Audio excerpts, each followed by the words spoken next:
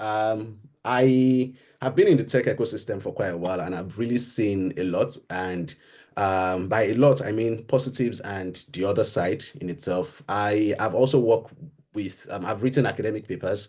Um, I've also worked on, funniest thing is I've actually had, a bit of experience within the art and culture bits, because I have some backgrounds in that as well. So I sort of tend to be everywhere at the same time.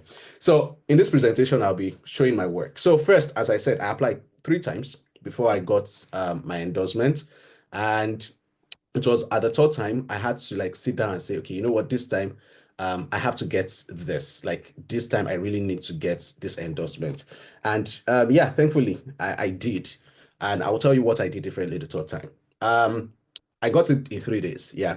And now this is the juicy bits in itself. I actually applied, I got it just at the third time when my employer basically pushed towards redundancy. So I was sponsored by an employer here in the UK, and I was basically living a good life. But unfortunately, they had to make my role redundant. So basically, I had so much confidence initially that nothing was going to affect my visa, obviously. But the worst happened, and I know a number of persons also probably have had to experience this where, or probably are also scared that this might happen, right? And it's one of the reasons I do what I do. If you're able to get on a global talent visa ASAP, the best time to do that was yesterday. So my employer moved towards redundancy, and I felt, okay, what else do I do at this moment? The best thing I do is probably just, apply for the global talent visa. However, what made a difference the third time? It was basically preparation. They would always say opportunity, is it opportunity meets preparation or something like that? Those that are in the in the quotes line will probably understand that. So yeah, basically my employer pushed towards redundancy and I had no option but to apply. However, what have I done differently before applying? Now, few months before, after my first 2 moments of applying, which was like when I first came to the UK in 2022, yeah, I think 2022, I can't remember. I first tried to apply. I didn't get it, and I will tell you a few reasons that didn't work. First itself is I had issues with being able to present my information accurately. Yeah, luck plus opportunity. I'm sorry, luck equals to opportunity preparedness. Thank you very much, Gabriel, for that. So I figured the first time I really didn't detail most of what they wanted. Second mistake I made when I was first applying was I wasn't loud initially with what I've done within the tech ecosystem for myself being in the tech ecosystem. Apologies for those that are in art and culture. I will be, just use my examples even in your space because it applies across board. So I wasn't loud. I wasn't documenting most of my accomplishments, stuff I've done. I was just, living a normal tech is life, tech is bay, you're making your money and you're good and everybody's comfortable. So I wasn't so particular about one day I might need all of these evidences. So I just kept living my life. But when it came to the global talent visa, I looked at the entire stuff and I was like, oh, how do I even meet up with half of this? But the very funny bit is this. While I didn't document most of my accomplishments and the likes, I had track records, but I just never realized because in my mails, there were conversations I've had, there were some mentorship stuff I've done, but I never just paid attention to them as sufficient enough for the global talent visa. So that's just like the smallest bit of the story. I would share the remaining bit of the story as just we go on. So I'll use them as examples through this session. So let me start with the Global Talent Visa. Most of us already know. The Global Talent Visa allows talented individuals like yourself that is on this call today. It allows you to be able to live and work in the UK for up to 5 years. And it allows for people in academia or research, art and culture, and as well digital technology. So if you're within the digital technology space, you don't necessarily have to be a software engineer, right? You can actually apply, but as long as you're in the digital technology space. However, I'll give some caveats over time. I hope I'm not rushing. Usually I'm used to rushing when I talk, but I'm intentionally calming down. So if I'm too fast, let me know. If I'm too slow, please let me know. I'm trying to just take it a step at a time. So you can just drop a note in the chat. I'll be happy to adjust my pace. Should there be a need to. Yeah. So basically, if you're in the academia, if you're, oh, thank you, Sekinat. So if you're in the academia or research, you can apply. So it could be maybe like in arts and humanities, it could be science, engineering. I'll detail all of that over time. If you're also in art and culture, oh, YouTube is not working. Please give me a few moments. Let me just have a look. I see. Just a few moments. Let me sort that, please. Just a few seconds. Uh, guys, just please forgive me. Just forgive me. I would come back to us if YouTube is not working. Thank you for bringing that to my attention, Winston. I wonder why YouTube is not working. YouTube. Let me just quickly go to YouTube and check because I already enabled the live stream. So, okay, if YouTube is not working, let me go to my channel. Just give me a few moments live. Oh, wow. Upcoming. This is strange. This is strange. This is strange. Uh, okay, give me a few moments, please. Just give me a few moments, guys. Let me just help the people on Restream. Apologies, please. This was not meant to be. Um,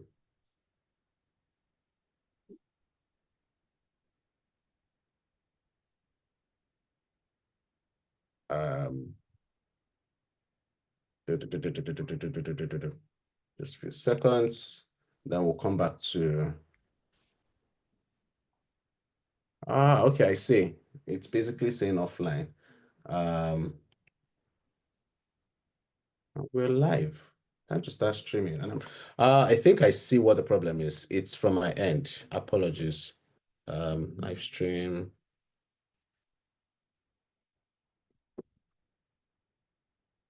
Just give me 1 or 2 minutes and I'll have this sorted. It's not, I'm actually not best at technical glitches like this. So I would have it sorted now. Just share, share.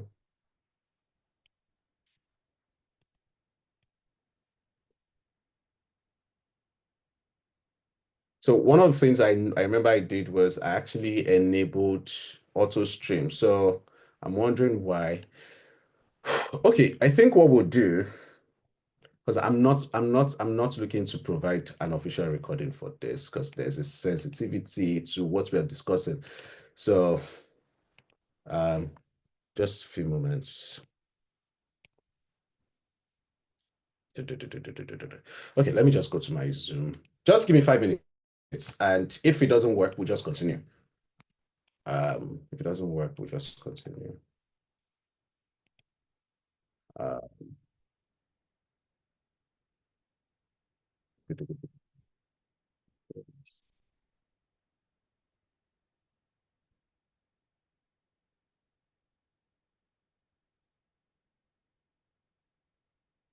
yeah, meetings. Uh, this it's actually showing live stream.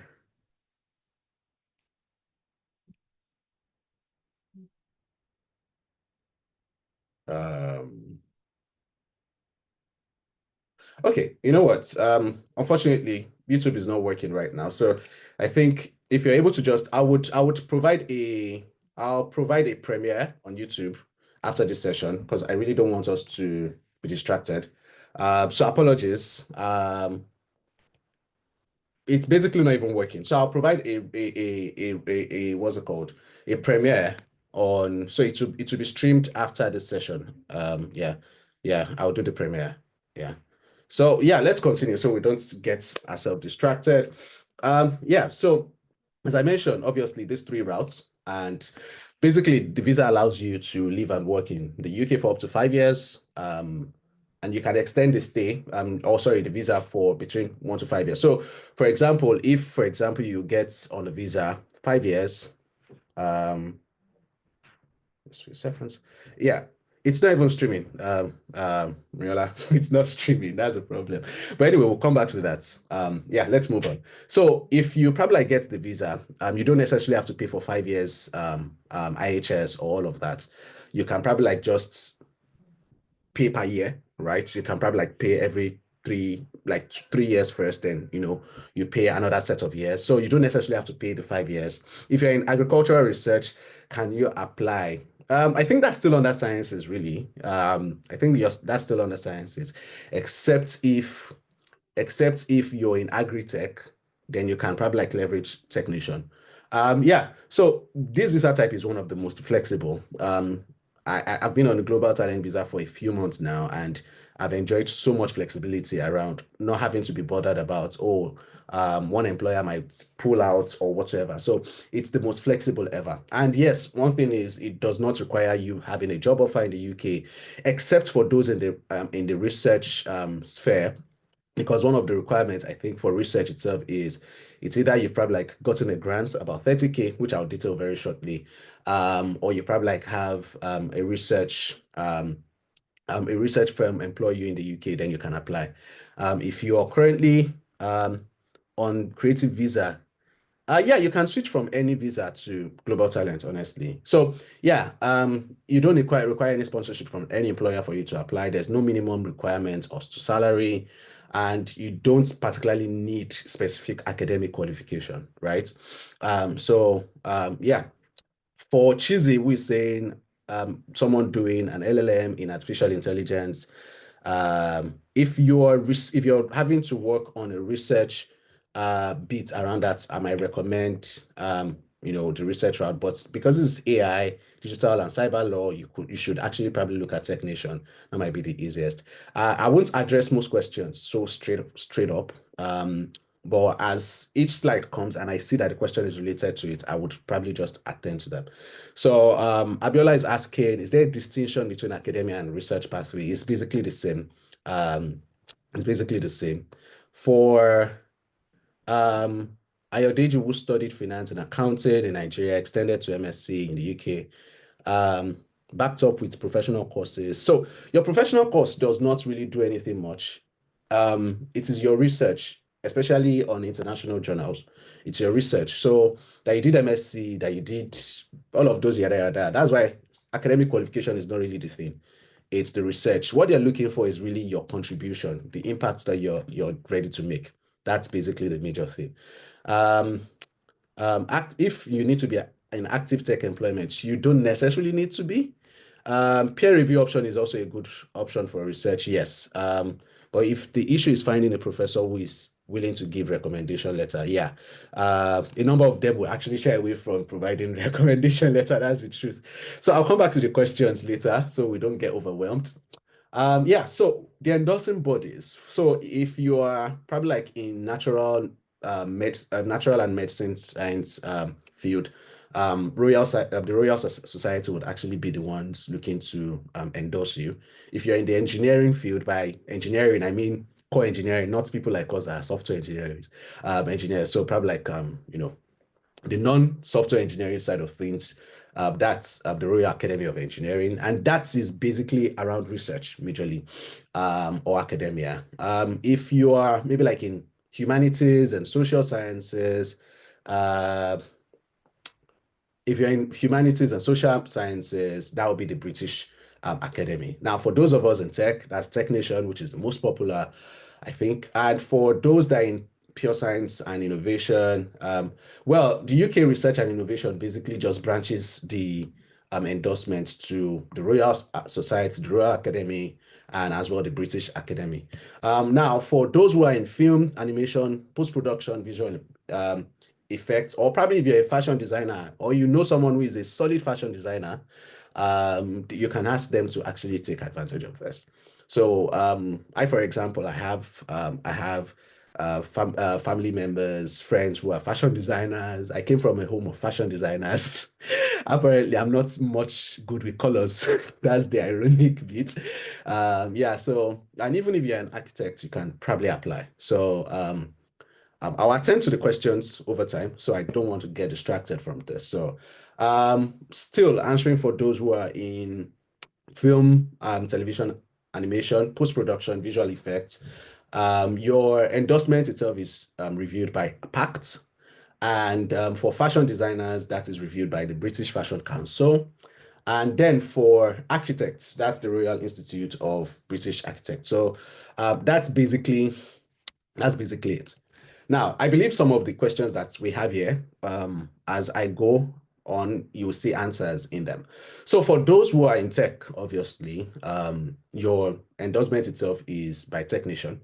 And if you probably are a technical professional, so let's say you're a developer, you're a software engineer, you're a technical architect, a solutions architect, you're a product designer, you're a product, yeah, if you're in the sort of engineering side, you can actually, leverage this. That's the technical professionals.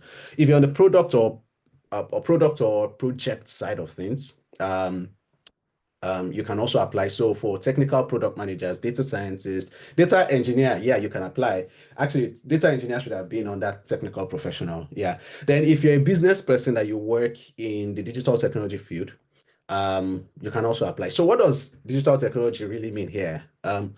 It basically means your company itself is product focused. So if you're working with a consultancy company like the Big Four, don't even stress, except you're not using the Big Four in your application, right?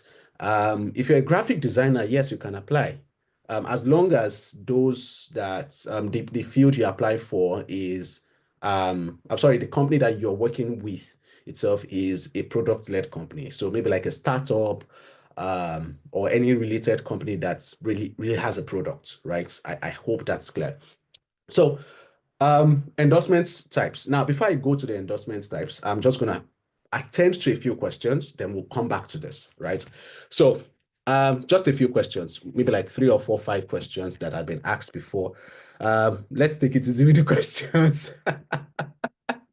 I wish there was an AI here that could actually be answering questions for me. Maybe I'll develop that. Or if anyone is thinking of an idea around that, you can just maybe like develop maybe like a Zoom AI responder that actually responds based on access to internet or anything like that. You make your money if you want to do that, probably like charge $10 per month. Well, I'm digressing. Anyway, a project manager in the NHS, can you apply? Yes, you can apply, but if you have a track record of being in the products development space. Can an upcoming model apply? Yes, you can. What if I just want to venture into tech, like BA? Give yourself like 2 years, then you can apply. Um, you're a lawyer with over 15 years work experience. I have worked in a legal tech for more than 12 years. Can I apply? If you've worked in legal tech, yes. And if the legal tech itself is maybe like a product facing, a products, yeah, a product led legal tech, not just as a consultant, then yes, you can apply. Um, um, can someone who has a tech business apply if your tech business is product focused, not just like that you build websites for people or that you do graphic design for people? It must be product. So you must have a product that must be making traction or probably about to make traction. Then yes, you can apply. Minimum number of research paper. There's no minimum number, but basically there must be a track record, right? You did your MSc in the UK, but now into healthcare support work. How can I go into, well, keep listening. You'll get how to research. Research I ever did was at my MSc, internet, artificial, no tech work experience, just banking operations, don't know which to start. Probably if you have done research, I have a couple of friends who actually are focused on research work. I'm happy to make recommendation if you're ready to really commit to, let's say, a full year or 2, 3 years, let's say 2 years max of working on academic research, you can actually leverage on that. We actually write more because I'm part of the community. We actually focus on academic research on tech, so artificial intelligence or anything related to that. That's what we research on, and it's an active group. We are heavy on our research, so it's not fluff in any way. We are very much heavy. I've written 2 academic papers, so and I'm looking to write more. It's very exciting. So you can leverage that. How about humanitarian with documented impact on communities and some internet presence?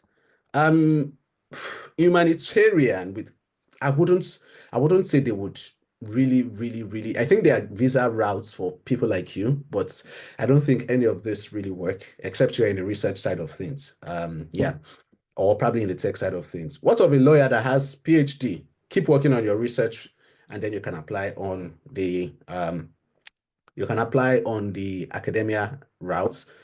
Keep working on research. You have PhD, which is good. You already have maybe like 2 or 3 evidences on that PhD that you have.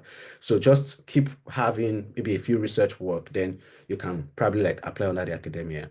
Um, can a graphic UI UX designer apply on that tech if you've worked on a product? Mobility expert, yes, you can. Um, yeah, so I'll leave the questions for now. I'll go back because I can see 41 new messages. I can't attend to all of that. So let's come back and we'll come back to the questions again. I hope that helps.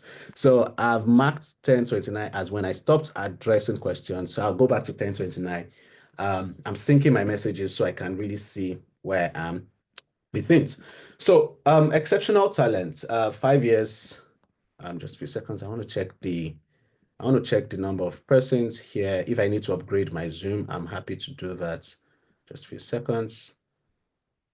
Because I actually had my Zoom upgraded to accommodate over 300 people who are here right now. So I'm just trying to check if there's a need to upgrade. Okay, at the moment, there's no need to upgrade. So we're good to go. Right. So there are 2 endorsement types across board. We have exceptional talent, we have exceptional promise. 5 years is usually what those that get, sorry, apologies.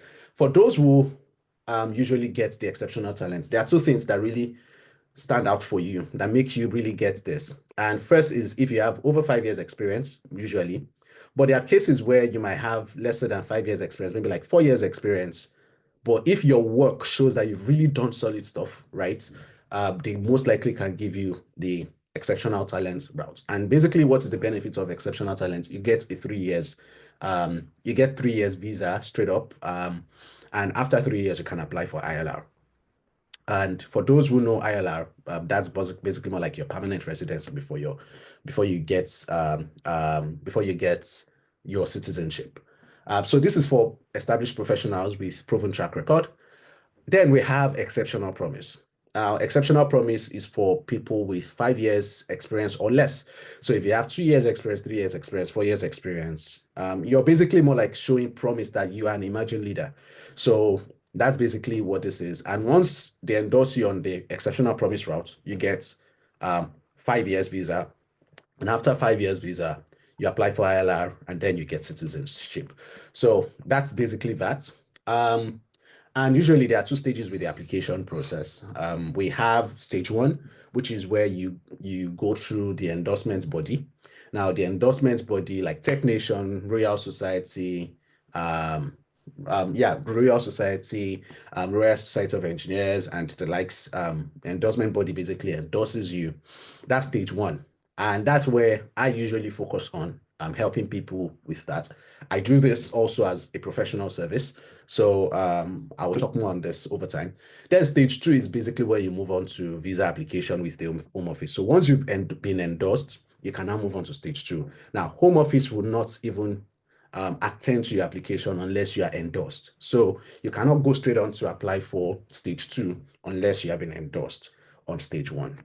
And there's a number of processes for that. So we're going to be discussing stage 1 and how you really can how you can really get yourself prepared.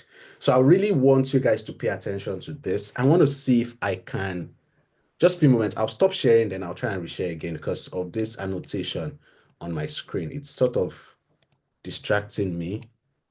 Okay. Oh, I think I can clean it. Let me just see if I can clean this. Oh, good. Awesome.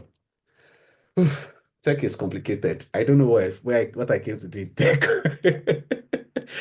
I'll be honest, money was one of those things that pushed me to tech. So it wasn't just much of passion. So anyway, yeah. So eligibility. I'll start with the tech ecosystem in itself.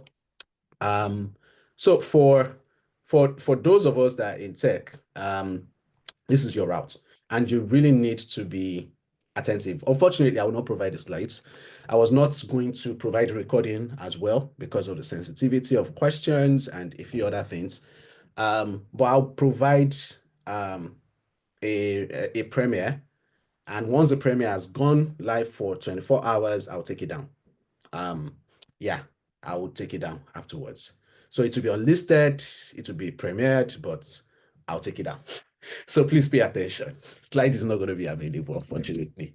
I'm sure we all understand. So stage one is the most crucial stage. And how do you prepare? So a few things you need to show itself is first, for those of us in tech, I'll talk about other routes as well. You need to showcase your technical or business skills, right?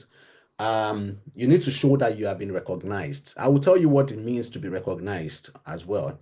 Um, so you need to show that you've been recognized as a leading talent. So it's either you are a potential talent or you're already an established talent, a potential talent or an established talent. And again, it must be within the digital technology sector within the last 5 years. So anything over 5 years doesn't really usually count. So if you have 15 years of experience, what they really, really want to see in your application is what have you accomplished in the last 5 years. So what I usually tell people, and one of the things I've personally learned is you need to put your best foot forward, right? Remember, thousands of people are applying every single year. And there's a statistic I saw on the Technician website. Um, they've so far within their, I think about 10 years, I don't know if it's up to 10 years, but anyway, since their existence, they've only endorsed about 5,000 persons, right? So that means there's room for more. And 5,000 persons out of, the thousands of people applying every year, that shows how the slim margin of you probably getting it if you don't get things right. So, like one of my friends that recently got it, we had to ensure that like every single box is checked, like every single thing. And I'll tell you how you check these boxes. So you have to show proven track record of innovation. What does it mean to be innovative? Recently, Technician also made an adjustment to what they mean by innovation here. So for some people that want to leverage on innovation as a word, you might need to show patents. And that's like a crazy thing. But I usually tell people, probably if you're applying for technician, probably if you can run away from optional criteria one, which talks about innovation, probably run away from that and probably just use optional criteria two, optional criteria, I think maybe three or four, instead of you focusing on innovation, because innovation is relative.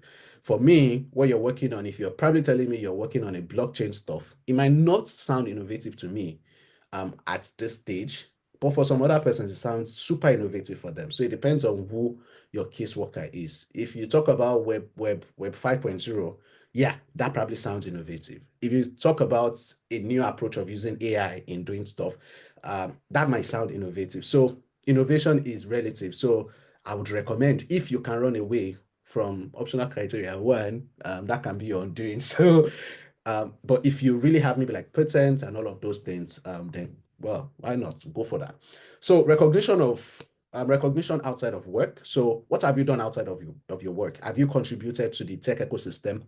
Have you probably been a mentor? Have you organized events? And one of the things that also was shared by a technician recently was that one of the things they shared recently was that you just a few seconds. I'm trying to get my thoughts right. Yeah. So if you're going to be talking about recognition outside of work, they also expect that you've done stuff physically, not just virtually. So virtual events alone don't cut it anymore. ADP list used to be a major thing. I leveraged on ADP list. I've been a mentor on ADP list for quite a number of, like at least since they launched anyway. And the first two times I applied, they didn't accept ADP list. The third time I applied, they accepted ADP list, but there was a difference. I had done some in situ um, sessions, right? I've been in physical events. So I added those as part of the things that I was going to present as evidences. So it really helped. So just ADP list um, is no longer a recognition outside of work. Open source contribution. Do you contribute in the open source ecosystem and a few other things? So that's basically that. So if you've probably like made significant technical or business contribution, so technical contribution like architect of or design system of maybe like a system that you worked on, maybe like a flow chart, maybe on the business side, how did you contribute? Maybe like you wrote a business proposal for maybe like the company and they were able to raise 2 million USD, all of those things, right? Then also, if you've been able to demonstrate exceptional ability in the field, maybe by academic contribution. So for those of us that are in tech, and that's why I talked about academic papers. For those of us in tech, you can also write academic papers, do peer review and a few other things, and you can take advantage of that. But for those that are like exceptional promise, because all of these sound big, they sound like, this is huge.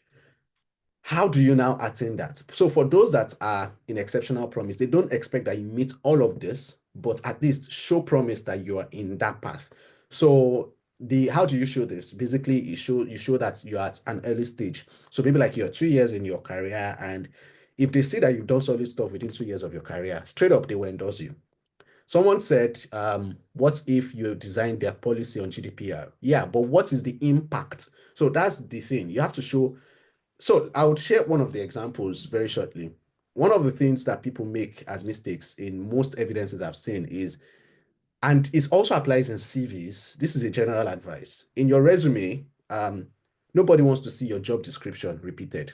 And the same thing applies to this application. They don't want to see you repeat that, oh, I worked as a customer care assistant. I worked as a software engineer. What was the impact of your work in that establishment? You understand?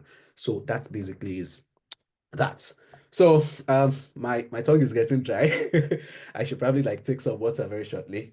Yeah, so for those that are in academia or humanity, this is basically the requirement. So you are eligible if you're probably like working on a research grant that is worth at least 30K pounds, and that covers at least 2 years.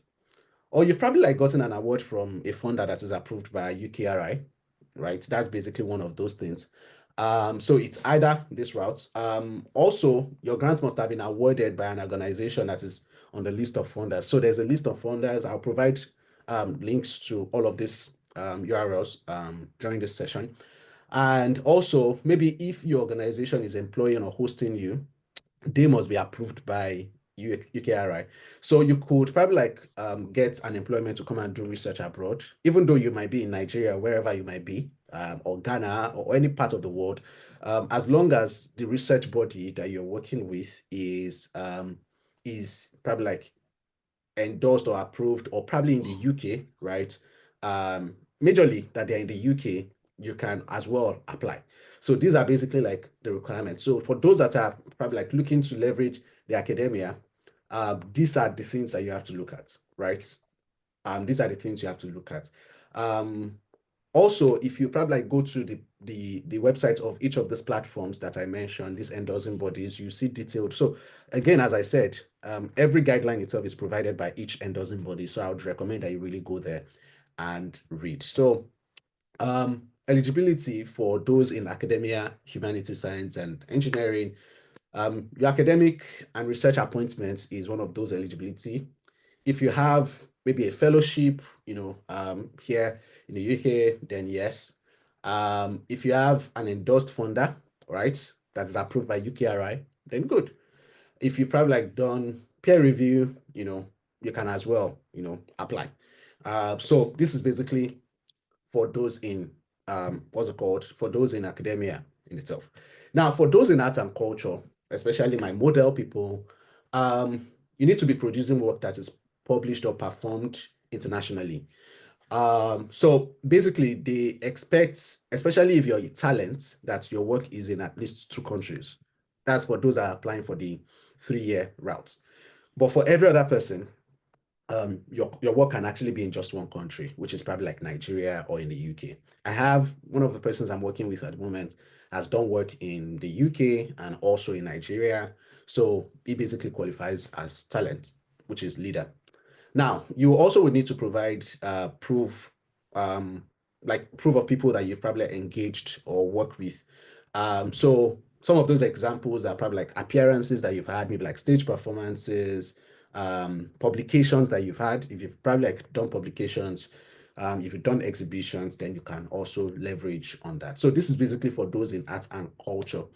Now, for those in fashion, basically, you would also need to show work around, like you have to get like recommendation letter from CEOs. Now, for those who are potential talents, sorry, potential yeah, for those in the potential eligibility route, for those ones, they don't necessarily need because there's this myth that, oh, you must get someone to write a letter for you if you are probably applying maybe under fashion, art and culture. But for those in fashion, you don't necessarily need someone in the UK to write for you. Even in art and culture, you don't need someone to write for you if you are probably applying for the 5-year route. But if you're applying for the 3-year route, you will need someone in the UK to write for you, at least one. So at this stage, I would quickly go back to questions and then we will come back to this bit, which is talking about um, stage one and wrapping up on stage one. So, okay, someone said, can you please go back to the academic routes? My network was down. I believe this person was trying to make screenshots. Yeah, smart. Okay, this is academia route. If you probably want to quickly take a screenshot, but I'll be taking questions now. So I'll quickly go back to 10:29 where I stopped, and I'll be very fast with the responses. We have loads of questions here. Just a few seconds. And I hope I'm helpful so far. My hope is to be able to help as much people as I can through this session. For arts and culture, can you provide more information? The first letter must be from a UK cultural organization that is well established. Yeah, so I think I've answered that. If you're applying for the 3-year route, yes, your letter must also come from you must get one of the UK letters, right, from a cultural organization or probably like someone established in the UK.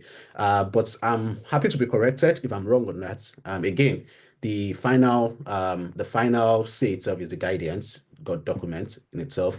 I'm happy to share the link to that as well in this session. Robotics engineering for Jaguar Range Rover. You can leverage that. Uh, Request me to stop, decline. Apologies. Yeah. What if you're working in the utility sector? I'll need to get clarity on which of the utility sector, but basically, I think I've been able to answer the fields that really can apply for the global talent visa here. If you're in the engineering side of things, research, yes. I'm not too sure if hands-on engineering itself is a major. I did my MSc in the UK, but now this is Olakomi. But now, can I go into the well, I think I've explained that. Okay, I think I've answered some of the questions here. What if you're a business professional working in a tech startup incubator? You're perfectly aligned to apply. Business analyst or data analyst, if you're just venturing into this, you have to give yourself like 2 years to apply at least. Can you log the chat for now and open later? Yeah, I know it's distracting. I'll probably try and lock that when I'm resuming this. So I'll lock the chat soon, so that by the time we are taking the questions again, it's smooth. I'm just trying to ensure that I'm not losing out on each section. My bad thing almost came there. I'm not losing out on each section when I'm answering questions. So that's why I'm trying to pace myself. I'm usually like a fast-paced speaker, but I'm intentionally pacing myself so that I'm really clear. This is unlike me. This is my first time speaking at this pace. Uh, what about IT support professional? Um, through transitioning to cybersecurity, you can apply, but give yourself time. 2 years, I would apply. I would recommend really. Um, Project manager in a furniture, no, no. Except if furniture tech, but if it's not furniture tech, if your furniture business is maybe like you have a platform where people subscribe, to, so let's say maybe like an IKEA, for example, right? But tech focused side of like an IKEA, that could sort of stand a chance. But if it's just general manufacturing, no. Your project management must be IT aligned. And an accountant apply, finance analysts is in tech. That's a question. Digital marketing, yeah, you can apply, but no experience. No, don't waste your money. Give yourself 2 years. Tech enabled. Basically, I'll just tell every other person if you've not had minimum 2 years experience, right? Don't try to apply. I won't answer any other question. Don't try to apply. Give yourself 2 years to apply if you don't have minimum 2 years experience. That's my recommendation. Business manager at a fintech, you can apply. That's Daniel Bodi. Minimum number of academic papers. I've answered that. Do I prove my track? How do I prove my track record? I believe I've answered that. Data management in airline. Hmm. This is dicey, but data management, yes, you can apply. Content writers, SEO specialists, you can apply. Data engineer, yes, you can apply. Um, okay, so I think I've answered a few questions. So I'll put a lock on the chat for now. No. So I've put a lock on the chat for now, I think. So nobody can chat right now. Then I'll come back to questions again because there are loads of questions. So yeah, so let's come back to you applying. So basically, stage one, the summary is that you have to show business or technical skills, or in the academia, you show skills in that regard. You show your achievements or impacts that you've probably made. They really want to see your impact so far. That's the major thing. So in your application, you have to show numbers, you have to show metrics. Your potential contribution, they want to know how you come and contribute in the UK, whatever field sector. So why did they even bring out this global talent visa in the first place? Now, the truth is, the UK is obviously looking for talents, right? They really thrive well in being able to, taxes and all of those things. So they thrive well in that space. So they don't want to give you visa just to come and stay in the UK and, starts becoming,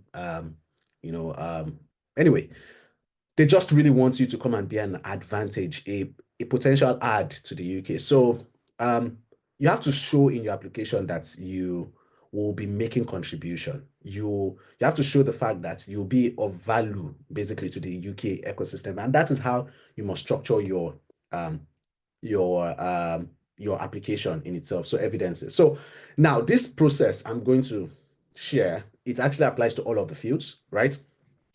So first itself, what makes a successful application? First, clear evidence of achievement and impact. So what have I achieved and what are the impacts I've been able to make? Clear evidence. So as I said, numbers, you have to really see, global talent visa is not a moment to be shy. I am naturally a shy person, sort of, except I'm super in, like maybe you're in my space and I'm very comfortable with you. My friends know me. I'm less of a talker, right? I just want to be in my own cubicle and do my stuff, right?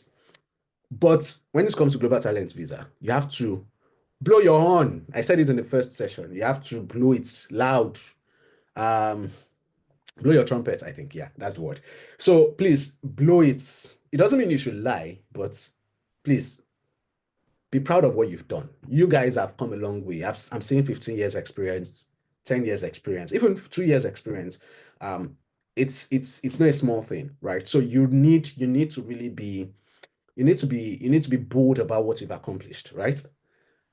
Second itself is strong recommendation letters. One of the things Technician, I'm referencing Technician now because that's the recent, they made a recent publication as to updates in their guideline.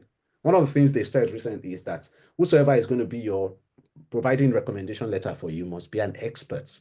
Before now, it used to be must be a senior member of the organization, but they've realized that someone with 2 years experience can be a senior member of the organization. You get what I'm trying to say, quote and unquote. So now they really want to see a proof that this person is really an expert. And how do you show that this person is an expert? Obviously, you'll be submitting their resume. For art and culture, they don't accept LinkedIn profiles. You have to submit resume. So even if whosoever is writing your recommendation letter does not have a strong recommendation I'm sorry, it does not have a strong profile, maybe like on LinkedIn, you have to find a way to ensure that in their resume, they actually are strong. The third thing itself is well-structured documentation. I have like not a template, but a structure I usually recommend people follow. I'll be talking about that soon. Now, then also you have to talk about, you have to basically share a compelling narrative. You have to share a story. See, this world thrives on stories, right? This world thrives on stories. The best box office movies are those that are beyond just gym action and all of those things. Not every one of them are about action. It's about the story. What are you trying to share? What are you trying to tell? People are moved with stories. Don't forget that your caseworker is a human, right? So you have to move them. You understand? So yeah, I remember those days growing up that would write essays and we'll talk about something about growing up and all of those things. You have to write, we have to see something that really motivates you. So that motivates you towards saying it is the UK and it has to be the UK. Why are you not applying for digital nomad visa in Norway, I'm sorry, Malta and all of these other countries, Dubai and the like. So let's move on to the documents. So documents you have to provide the personal statement, which is maximum 1,000 words. Yeah, that's a personal statement. I think in art and culture, I'm not so sure if there's a need for personal statements. I'm not too sure.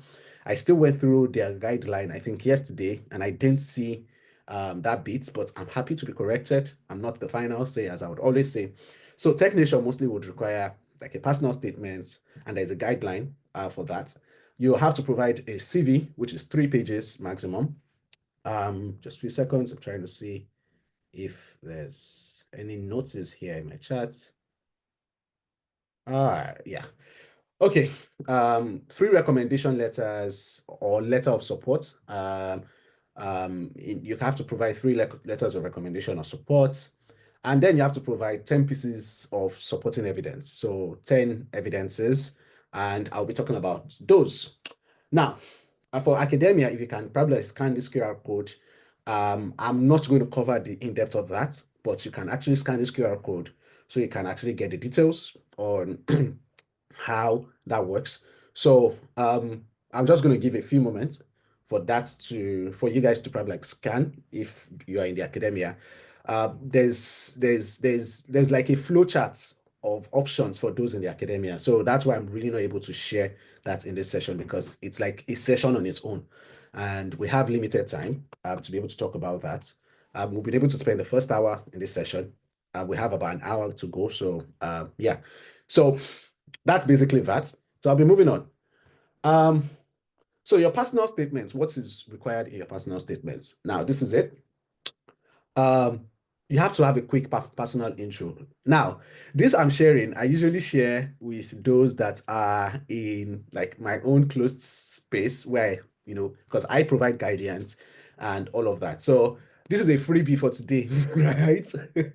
For those who are still probably in the dark, this is a freebie. So you probably pay me later when you get endorsed, right? So your personal statement.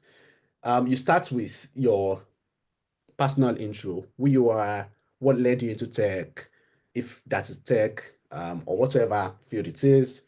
Then the second thing I would recommend that you talk about is why you want to come to the UK. Now, this is also, so basically this everything that you're writing here should be consistent with every other part of your application for the Global Talent Visa. So sorry, Shupuru, I'm not able to actually have respond to raise of hand at the moment. So I'll take questions after so I don't complicate the session, right? So yeah, you must start with a quick personal intro. Every other bit itself is recommended by technician in this case. So you have to talk about why you want to come to the UK.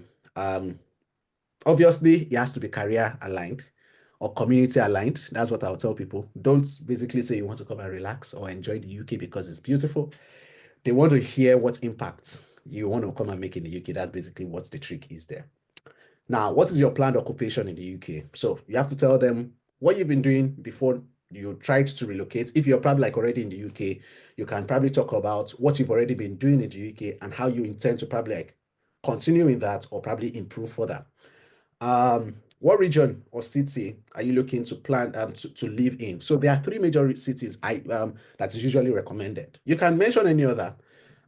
If you're probably like in other parts of the United Kingdom in itself, you can probably like if you're in maybe like Scotland, Ireland, Wales or any other bit, you can mention major places in that side. But if you're in England, you should probably like mention, I would recommend you either mention London, Birmingham, or Manchester. Those are the three boarding places that I would recommend you probably state. And reasons are usually, I'll just give you a simple, I usually don't talk about this, right? But usually I'll just say in most applications, you probably say something like you've probably recognized the fact that they are like the major startup hubs, and majorly they have potentials for, you can give statistics or numbers.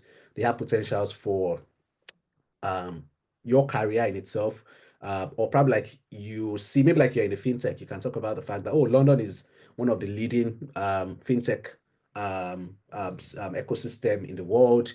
They are this in this. You've probably recognized the likes of this company, that company. I don't want to give specific stuff so that applications don't seem the same. You understand? So just majorly highlight why that place. I've given like a seeming example there, so I hope it's clear enough. Then finally, you should wrap it up with why the UK digital technology or whatever field it is will benefit from your work. So how would the UK benefit from your work, whether you're in art and culture, whether you're in fintech or whatever space, you understand? You have to actually state why or how the UK will benefit. So if you're coming to probably like start your own startup here in the UK, my audio is muted. No, it's not muted. Can we hear me, please? Um, please. I'm enabling the chat. Yes, Can we you? can hear. Yes, we can hear you. Okay. Someone dropped a message that they can't hear me. Okay, thank you. I'll stop the chat for now. Thank you. Super, you might probably need to leave and join back. Yeah. You might need to leave and join back. Thank you for dropping the message. That's Matt there. So that's basically the application process for, I'm sorry, that's the process for statements in itself. I hope that's helpful. Then recommendation letters. If you have questions on that, please hold on to those questions. Take note of them. I will gladly answer them. If you're looking to the recommendation letters, this is basically the process I would recommend. So I should have actually updated this bit here where I said each person who writes must be a senior member of the organization. So they've struck this senior member of the organization out. They must be experts. That's basically it. And this is for those in Technician or applying through Technician.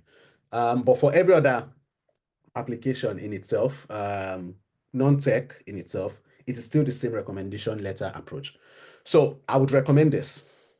First, the person introduces themselves, establish authority, in whatever field they are. So if they're a professor, if they are maybe like a CEO or whatever, basically them too, blowing their on, right? Or trumpets, right? Then next itself is how the author knows you, the applicant. Then the next itself is they can now mention the achievements that they've known that you have made, right?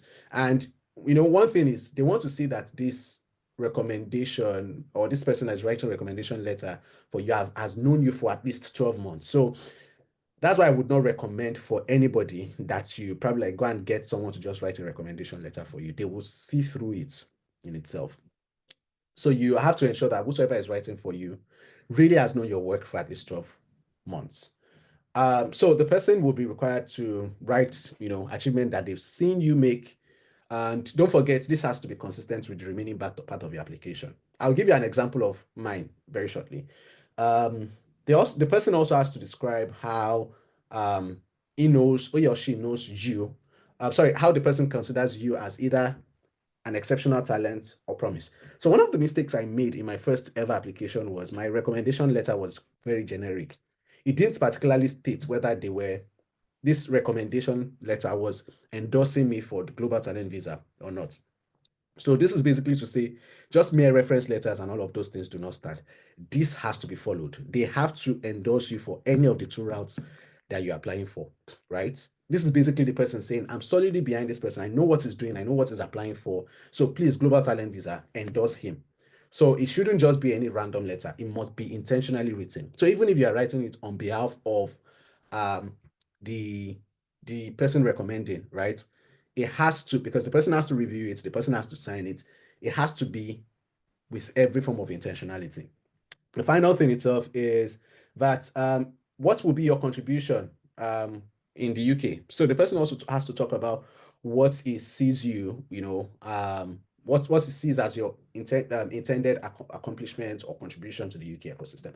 So that's basically that. I'm not going to dwell more on that.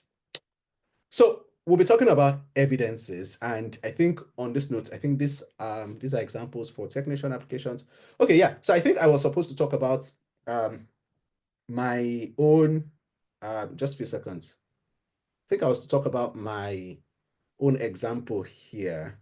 Okay, yeah, I remember the bit I wanted to talk about. So one thing I would recommend is that your letters are not the same, because even if you're writing it on behalf of whosoever is recommending you and they have to review and sign, ensure that they tell individual stories appropriately as they align. So one of my letters was actually more on, because I've worked in the fintech space, right? So one of my bosses actually wrote as to how he has seen me work from banking to core fintech, and he has seen me do stuff.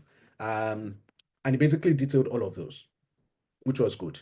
I had another letter from my current employer then, who actually detailed my work and my impact at that company, right? And what he has seen me do, because I've worked with them for over 2 years.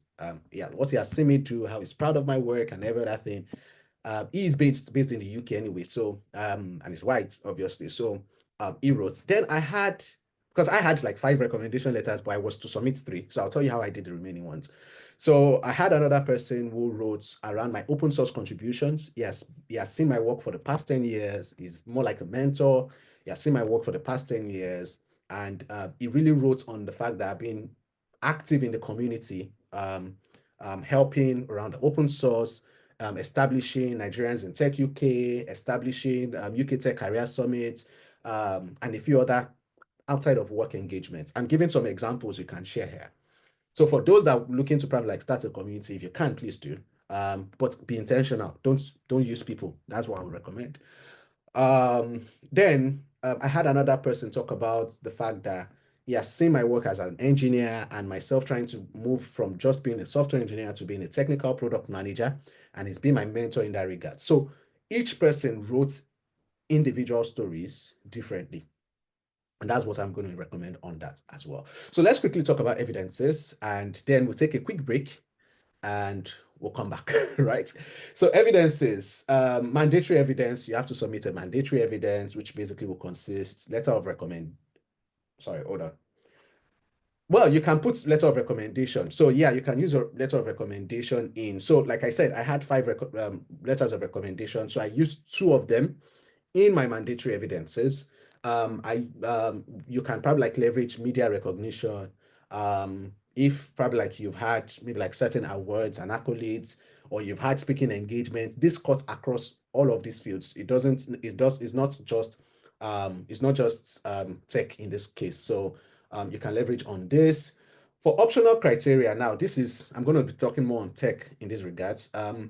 I won't dwell so much on this, but I'll just quickly mention them. So financial records can work, employment contracts, you can probably like leverage on maybe like if you have equity ownership, evidence of the company's innovative product. So if you have a patent, now they don't take patent applications anymore, so you can't go and apply for a patent. You must have been, the patents application must have been approved. That's the new requirement. So if you have product roadmap, user metrics, you can show that. Because I've worked in fintech, and the level of transaction, the volume of transactions that I've been able to handle on these platforms that I built, they are big, they are huge. So I was able to really reference them, and I showed numbers. So there's one where I had a financial transaction of I think over 300k pounds. I just showed, and another thing is you most likely will be showing sensitive data. You would have to show sensitive data. So if you would have to get permission to show all of this data, please do. because you can't hide from it. I saw a conversation around cybersecurity, PIPs, um, the sensitivity of the data and all of that. It's difficult, I understand. But if you can get an approval, let them know what you're applying for, and you can hide the very sensitive side of things and the ones that really show the metrics that are most important, please do. They really want to see, or else your approval might, I don't want your approval to be command. And then reference letter from senior executive. So if it's a reference letter, you can still get from a senior executive. And that's optional criteria one for those in tech. For optional criteria two, substantial contribution to the open source projects, active community engagement, published articles, proof of structured mentorship. These are things that you can probably show. For optional criteria three, apologies, I'm having to be fast on this, but I just have to because of time. We have detailed technical specification. So the way this optional criteria three is different from optional criteria one is this one is more of architecture diagrams, picture, and all of those things. If it is numbers, you show numbers. You can show reference letter from senior colleagues or managers. I showed reference letter. You can show code commit, community recognition. For those in sales and data related stuff, you can show customer metrics, commercial information, basically, financial records, investment history, equity. If you have some equity and all of those things, you can show here. And finally, optional criteria four, and this also affects those that are in the academic field. Basically, proof of technical, commercial, entrepreneurial. Sorry, I think that bit is an error. It's meant to just be proof of publication anyway. Apologies on that.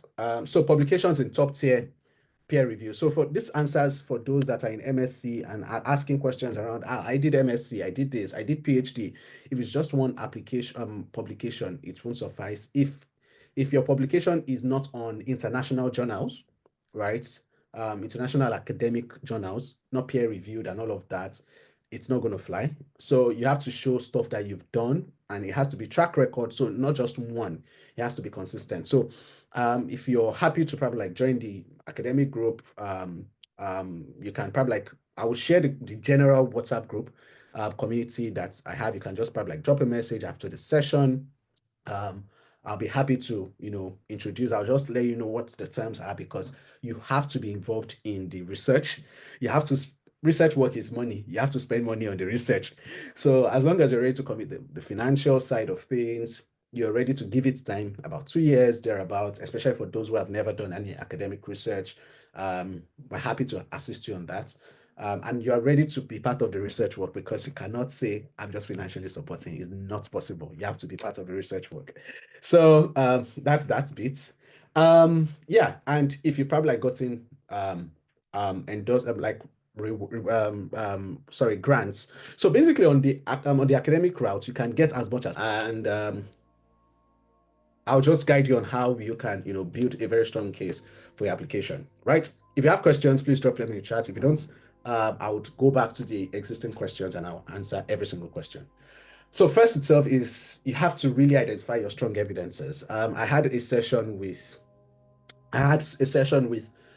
someone who has been in the fintech ecosystem for quite a number of years yesterday, and I was really happy to see what he did. He had a document which actually detailed for every single required application evidence that he needs to submit. He basically detailed every single thing that he would need to provide.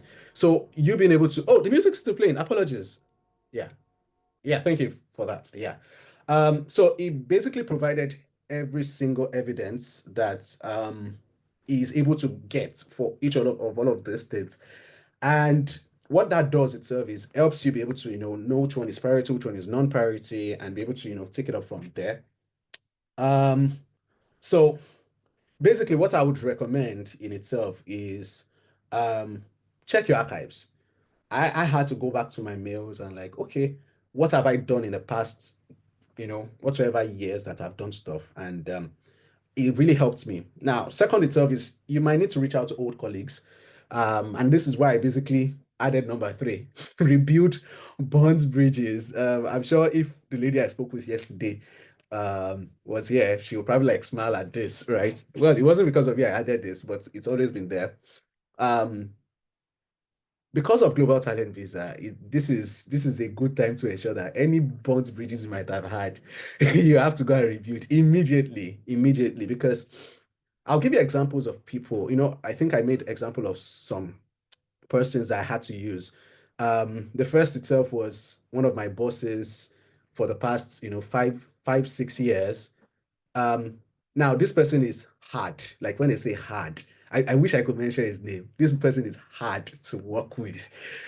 Um, I wouldn't say I was frustrated working with him. I learned a lot working with him. But when they say you have a boss that would squeeze life out of you, and like sometimes you ask yourself, like, why am I working for this person? Why am I working with this person? But you know the value that you're really getting. And the time I was asking him that, sir, I would need a recommendation letter, he was happy to provide.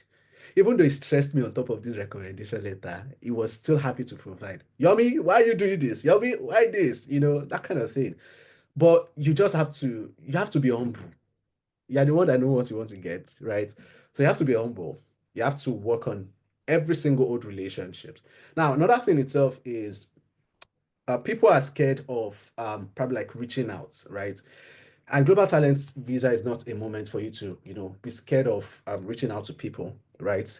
Um, yeah, sorry. Okay, I'll attend to this question. I'll come back to this question. So this is not a moment for you to be shy. You have to embrace. You have to. I spoke with a friend also who was really quite skeptical on, do I reach out to this person? Do I reach out to this person? You just have to. Like I said the last time, the worst they can say is no, right? And once they say no, move on to the next person that probably can help. So please, relationship and work on your strong evidences. Second itself is when you're getting your applications done, like your evidences, ensure that you use more of screenshots than pictures. I'm sorry, more of screenshots than text, right? Um, my initial application, all I did was, oh, I've worked with Lagbaja, I've worked with Amedru. This is the link to what I did. Caseworkers don't have time to be clicking on links. What if it's a scam link? What if they have to be very careful with information and all of those things. So that skepticism with clicking on links is there. So you have to be extra careful, right? So they really would not want you to just provide Google Drive links. I think in their recommendation, they would say don't provide Google Drive links. They want to see the pictures of what you've done, evidences, screenshots of numbers, statistics, and all of those things. Um, so please, more of screenshots. Now, emphasize metrics. That's the next thing I'm going to mention. Now, I want us to compare these two things, and I really want your feedback in the chat if possible. Now, compare these two statements. I helped build a payment gateway. And then the second one, I led the development of an enterprise gateway platform, payment gateway that processed 5 million daily transactions and is used across 3 countries. If you're a caseworker, which one of these two people will you provide? This person said, God or gatekeeper. Exactly. Two is stronger, right? So you have to emphasize metrics. It's more like for those that are guys, it's more like you want to toast a woman, right? You have to really show that you've got it. And for those that are ladies, and if the guy is not showing, he's not. So he cannot jail, you get. So you have to be strong. You have to come out strong because again, don't forget there are thousands of people submitting application every single day. So what would make a caseworker look at your application first time and say, this guy's got it? And that is basically the secret of getting it faster than ever. It takes 8 weeks to actually endorse anybody, right? It takes 8 weeks for them to have probably like endorsed not just myself, but a number of persons that I've known in a very short while is because they looked at the evidences and they said, and they could see that there's no way this person could have made all of this up, right? There's no need for us to go and say we want to go and do extra check because it's those extra check that would make, for those that know what first edit, second edit, third edit mean, that's what will make them keep checking and like pass it on to another caseworker. Another caseworker will review to be sure. if the first caseworker is able to see that everything checks, you get it. That's it. You can probably get it in 2 days, maybe, right? So that's that bit. And as I said, leverage on strong profiles. Like Chikeobi is saying, come out strong. Technical nation requires that recommendations are experts, not just senior members of the organization. So it has to be that. So basically, that is it, my guys, or my people, because I know there are a lot of people across different age gaps. That is basically it. I really hope I was helpful. I'll be attending questions and answers. If you want to contact me,